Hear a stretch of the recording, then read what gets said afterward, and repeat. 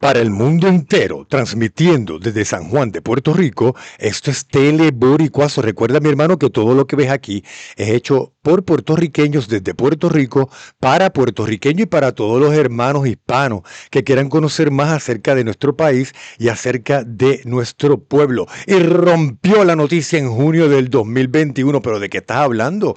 Que surgió una noticia de última hora hablando de algo que conmocionó al mundo del arte. Y la noticia se hizo eco en la prensa de toda América Latina, Estados Unidos, Europa y sobre todo Puerto Rico y España. Pero ¿qué fue lo que pasó? Pues aquí lo tienes, mi hermano. Eso que tú ves ahí es una galería de arte muy prestigiosa en Gran Bretaña. Y la noticia comenzaba con esta información.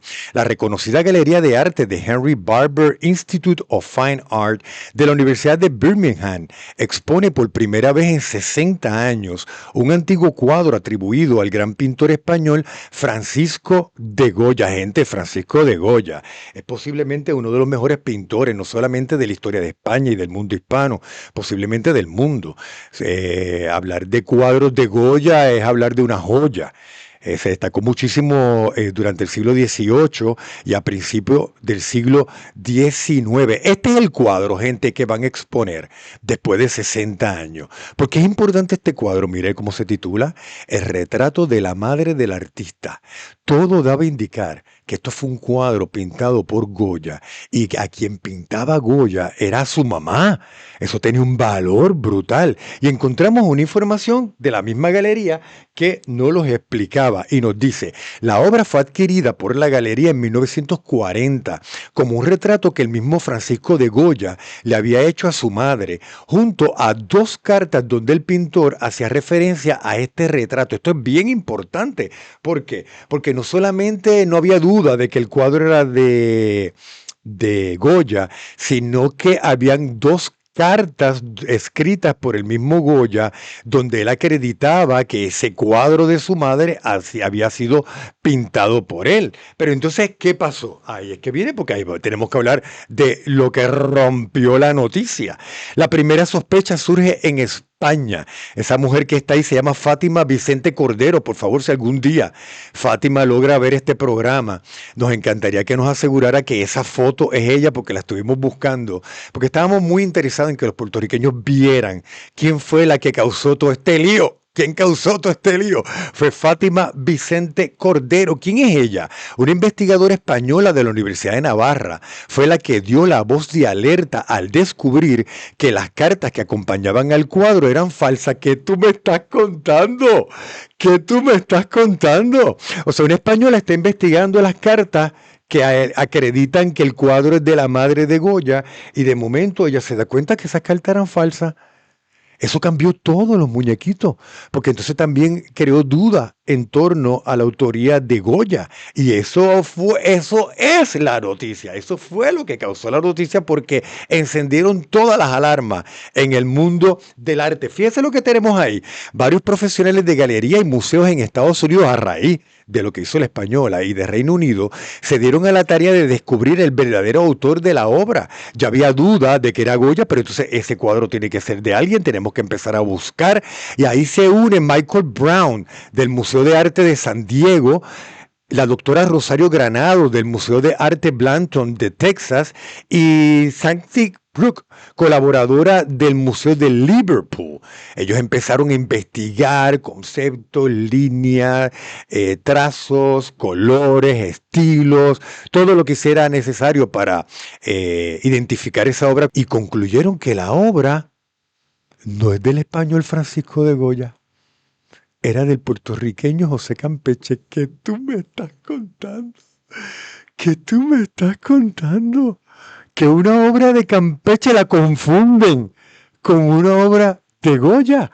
Esto fue un palo, pero de 7 pares. Fíjense, hay gente que tiene la fecha del nacimiento de Francisco de Goya, que fue en Zaragoza en el 1746, y tiene la de José Campeche, que fue en el 1751 en San Juan de Puerto Rico. Fíjense que ellos eran pintores contemporáneos, por una diferencia solamente de 5 años.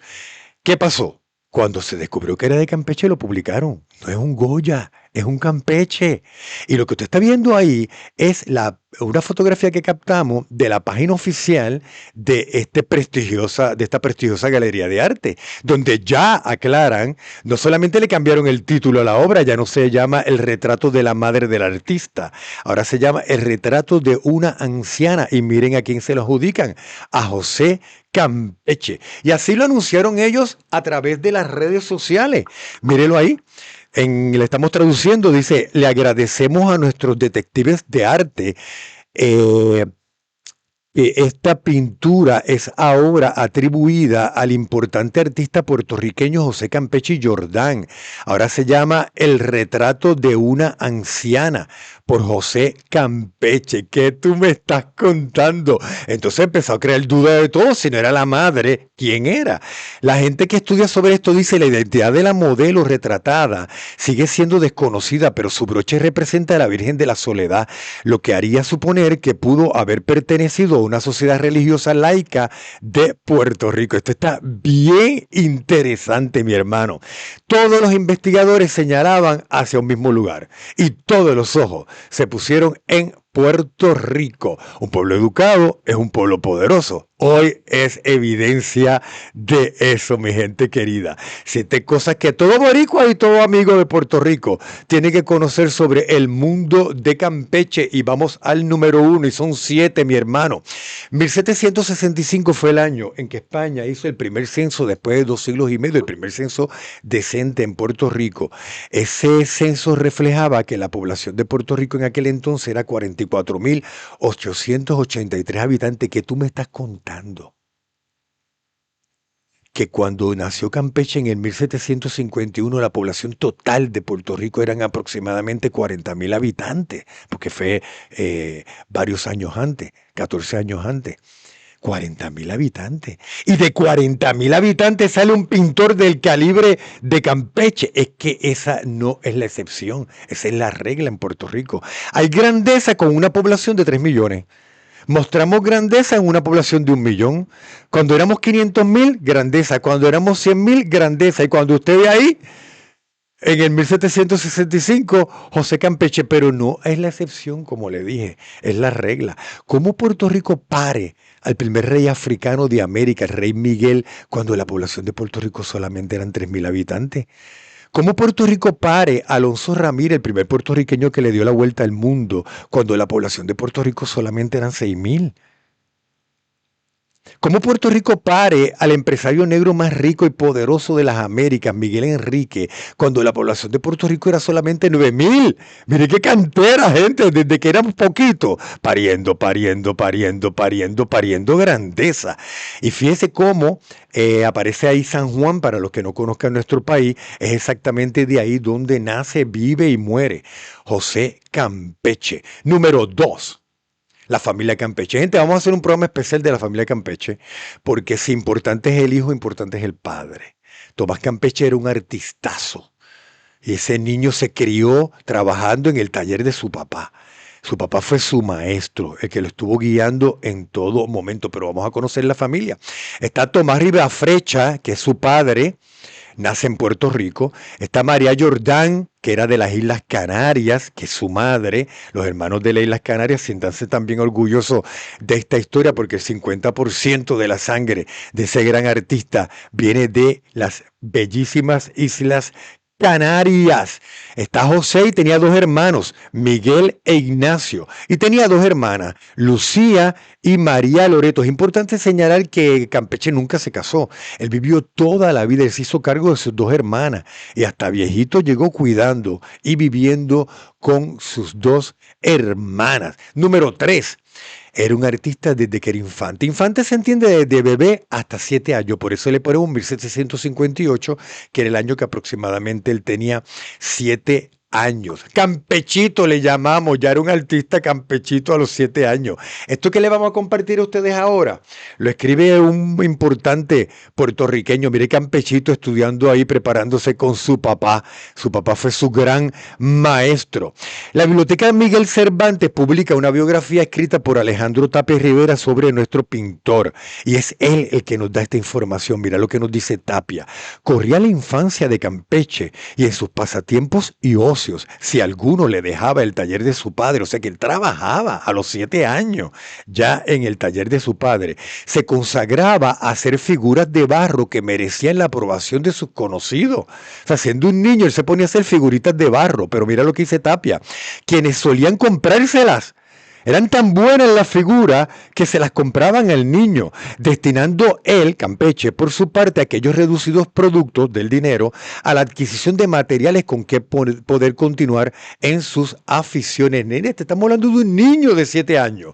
Él hacía figuritas de barro, pero las hacía tan brutal que la gente no solamente las aprobaba, sino que las compraba a los 7 años, mi gente. Vamos para la número 4, un poquito con más años. Ya era un niño genio. ¿Tú te imaginas un niño genio suelto por las calles de San Juan? Esa imagen que tú ves ahí es un niño negro de aproximadamente unos 11 años, por eso le ponemos el 1762, pintando las aceras de la ciudad. Y él pintaba personajes religiosos, él era muy religioso, y él pintaba personajes de la vida política de Puerto Rico, ya fuera el gobernador español o fueran alcaldes, cualquier personaje importante, él lo pintaba, pero lo pintaba tan brutal que la gente no pisaba su trabajo. O sea, la gente se sorprendía por el trabajo que este niño había hecho con 11 años. Miren lo que nos dice Alejandro Tapia y Rivera. Cuéntase que era tal su habilidad instintiva en el diseño que tenía por costumbre dibujar con carbones y con yeso en las aceras de su calle figuras de santos y retratos de personas muy conocidas en la ciudad, el gobernador, el alcalde. Siendo tal la semejanza y la animación de sus contornos que los que pasaban no podían menos de admirarse, y añade, desviándose algunos instintivamente para no profanar con su huella, o sea, no pisar las obras de arte. Como decían, no voy a pisar esas obras. Las imágenes de aquellos santos que parecían inspirar cierto respeto y veneración, y el dibujante, autor de tales prodigios, era tan solo un adolescente. ¿De qué tú me estás hablando? Gente que teníamos un niño genio en Puerto Rico cuando la población era apenas 40,000 habitantes. Vamos para la número 5 de 7. Él era un gran pintor. Esto lo hemos visto en muchos pintores. Los artistas tienden a ser muy polifacéticos y él lo era. Aparte de ser un excelente pintor, él era músico, era un excelente músico. Él fue músico toda su vida. Desde viejito él seguía trabajando como músico en la Catedral de San Juan. Había 3 instrumentos que él dominaba. El oboe, que es un instrumento parecido a la flauta y al clarinete, el órgano y la flauta. Así que si no lo sabía, José Campeche, aparte de todo el talento que nos está demostrando desde infante, también era músico. ¡Qué jodón! La número 6, posiblemente la más impactante y la que le cambió la vida a José Campeche, Luis Paret y Alcalza. Este es uno de los pintores más maravillosos que España parió en el siglo XVIII. Hoy se compara su trabajo con el de Goya. A ese nivel tienen a Luis Paret. Luis Paret es un pintor de 7 pares. Y su historia se estudia, su pintura se estudia, su técnica se estudia. Buscamos información sobre él y esto es lo que nos dice. ¿Quién era él? Se le ha reconocido como el más fiel traductor español de la pintura francesa de estilo rococó. Era un duro en eso, se dio a conocer bien brutal, no solamente en España, sino a nivel mundial. Es un pintor español de primer orden del siglo XVIII. Nació en Madrid el mismo año que Goya, fíjese, en 1749, y murió de 53 años. Era hijo de padre francés y madre española. Luego de educarse, oiga, para que conozca de dónde venía él. Luego de educarse en la Real Academia de Bellas Artes en San Fernando, en Madrid, en 1762, fue nombrado pintor de la corte del rey Carlos III con 16 años. ¿Qué tú me estás contando? Gente, te tengo que demostrarle el artistazo que era Luis Paret, cuando con apenas 16 años ya el rey lo había nombrado pintor de cámara? No, perdóname, era un talento y desde los 16 años entonces, no solamente con la educación que había tenido en la Escuela de Bellas Artes, sino que él sigue preparándose, educándose, conociendo a los grandísimos artistas. Entre ellos, obviamente, va a conocer eventualmente al grandísimo Goya. Mire qué interesante, pero él cayó en desgracia. En el 1775 le están dando ahí tremendo bateo. Mire lo triste ahí. Bendito, está triste, gente. Y le decían, ¿pero qué tú que has hecho qué? ¡Ah! Eso que comentan es verdad. Pero tú de verdad te pusiste a hacer esas cosas. Ay, bendito, deja que el rey te coja. ¿Y usted sabe qué hizo el rey? Lo desterró, lo desterró. Desterrar, te sacan de tu tierra. No tienes tierra, te sacan de tu tierra. Él era español, lo sacaron de España. Mi gente lo destierran. Y usted va a preguntarme, ¿pero por qué lo destierran? Tenía 29 años. Su carrera estaba totalmente florecida. Él era un artista con un potencial increíble. Bueno, hay biografías que te dicen que fue intrigas de palacio. Hay biografías que te dicen que fue mala conducta. Hay biografías que te dicen que fueron malos entendidos, pero el Museo del Prado no comió cuento. Ellos nos espepitaron exactamente lo que pasó. La relación del artista con el infante Don Luis, infante le llaman en España a los príncipes, del infante Don Luis, tuvo un final desastroso en 1775, cuando se le acusó de procurar mujeres jóvenes a su regio mecenas. Se le buscaba mujeres jóvenes al príncipe. Y Carlos III, que era el rey hermano de ese príncipe, no era el papá, era el hermano de ese príncipe, lo desterró de Madrid. Vivió 3 años exiliado en Puerto Rico. Lo mandaron para Puerto Rico. Y en 1778 regresó a España. O sea, ¿cuál era el real motivo para que lo desterraran? Que le buscaba mujeres jóvenes al infante Don Luis. Es que yo me imagino al infante diciendo, pero es que yo me como aquí un mojón. Yo en este palacio no conozco a nadie, por favor, búscame mujeres jóvenes. Cuando tú oyes infante, pues tú piensas como en alguien joven. Él tenía 29 años, pero lo más seguro era alguien de 25, 26. Búscame jóvenes, búscame jóvenes. Mire lo que encontramos. A partir del 1774, el pintor Luis Paret entró a trabajar al servicio del infante Luis y se rumoreaba que empezó a mediar como alcahuete en sus correrías amorosas, se envolvió en eso. El rey tomó cartas en el asunto tras realizar una investigación dirigida por su confesor, Joaquín de Eleta. Alejó al infante de la corte y desterró al pintor a Puerto Rico. Gente, lo botaron como bolsa. Lo botaron como bolsa. Entonces usted dice, Luis Paret tenía 29 años, pero mire el príncipe. Mire el príncipe. Tenía 48 años y con esa cara se le tuvo que haber pasado bien difícil conseguirle mujeres jóvenes a el infante Don Luis. Así que lo botaron para Puerto Rico. De España para Puerto Rico, gente, sin escala. Lo mandaron para acá. Y llegó para acá azorado. Llegó en el 1775, que yo en el Caribe, que yo estaba pintando en el palacio y ahora estoy en el Caribe, que hago aquí. Gente, desgracia para ese artista español, una dicha increíble para el pintor nuestro. ¿Por qué? Porque se conocieron y se hicieron grandes amigos, Luis Paret y José Campeche. ¿Tú te imaginas?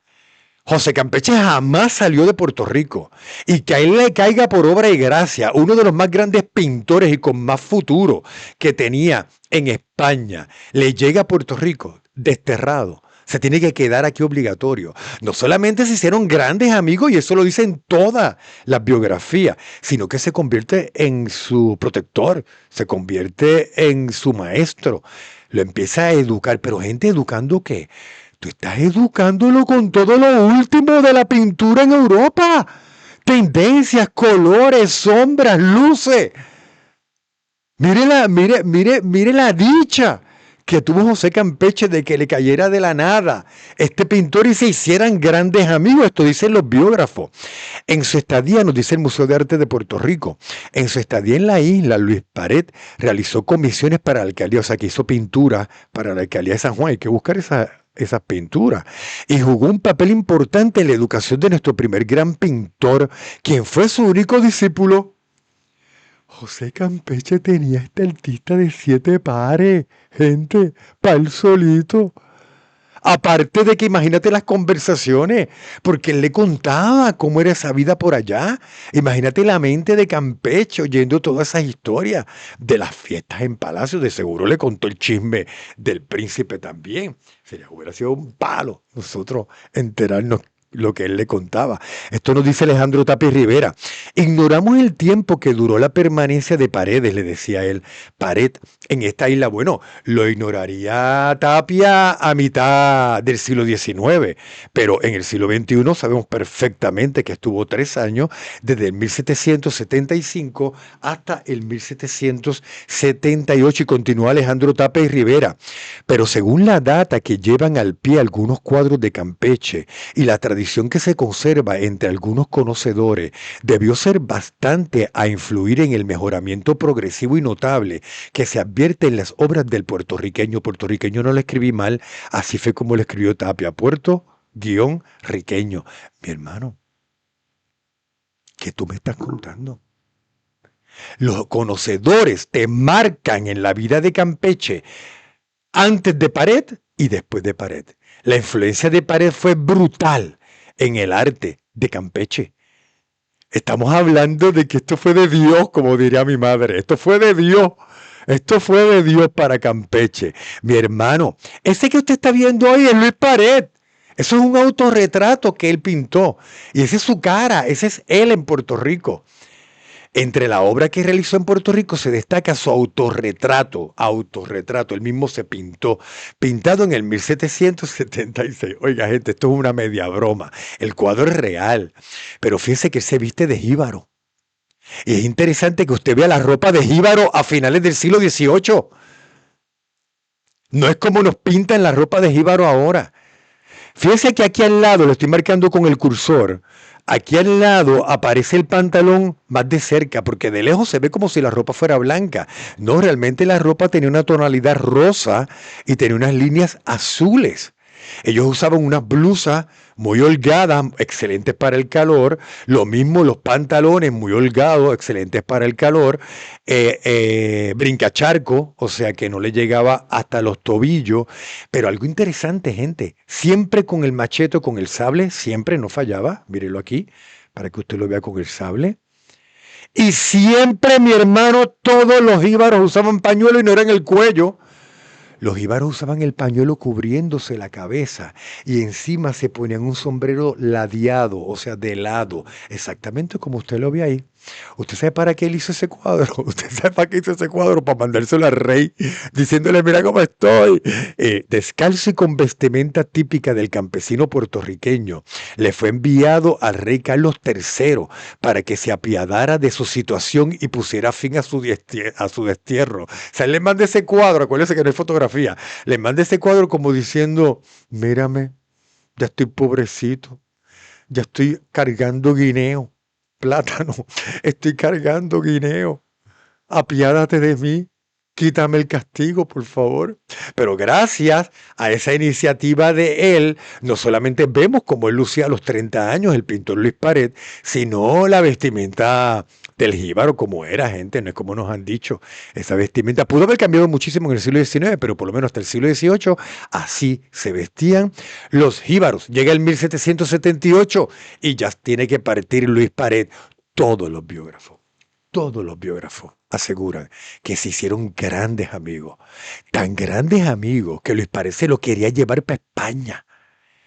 Y esto nos lo dice Alejandro Tapia y Rivera, mi hermano. Mira, según diversas crónicas y biografías, el pintor español le ofreció a Campeche recomendarlo y gestionarle el puesto de pintor de cámara en la corte española de Carlos III, que tú me estás contando, de que el puertorriqueño se convirtiera en pintor exclusivo del rey de España. Por las razones que haya sido, y las sabemos, fue por la familia y por no abandonar Puerto Rico. Él no aceptó, pero sería interesante nosotros fantasear cómo se hubiera sido la vida de José Campeche, un pintor negro, con el talento que tenía en la corte de España. Hubiera sido realmente maravilloso. Gente, acabamos con la séptima. Quiero que vea distintos cuadros que pintó nuestro gran Campeche. Es un gobernador español. Él pintó, mire ese arte, gente, finales del siglo XVIII, esos colores, esa sombra. Mire qué maravilloso. Ese cuadro me encanta. La dama a caballo. Algún día vamos a hacer un programa de las puertorriqueñas jinetes. Tenemos información valiosa de que eran excelentes jinetes las puertorriqueñas, excelentes jinetes. Mire qué hermosa. Dama a caballo. Y vamos a cerrar con broche de oro, con un gran español, Juan Antonio Gaya Nuño. Este hombre es un hombre respetadísimo a nivel mundial. ¿Por qué? Porque se le considera uno de los intelectuales más importantes que parió España en el siglo XX, pero no solamente eso, era un reconocido historiógrafo y crítico de arte español. O sea, era un duro en todo lo que tuviera que ver con la historia y con las críticas al arte español. Este español realizó unos intensos estudios e investigaciones sobre la pintura en la América española. En la América española es eso que usted ve ahí, todo lo que hoy es Hispanoamérica, todos los países en América que hablan hoy castellano, eso le llamaban antes la América española, donde está el corazoncito es Puerto Rico, pero todo lo que usted ve en verde es la América española. Y hablando de la América española, usted sabe que escribió el famosísimo historiógrafo y crítico de arte español Juan Antonio Gaya Nuño. José Campeche es el pintor más importante que parió la América española en el siglo XVIII. Suscríbete a Teleboricuazo, el canal que une a la nación puertorriqueña.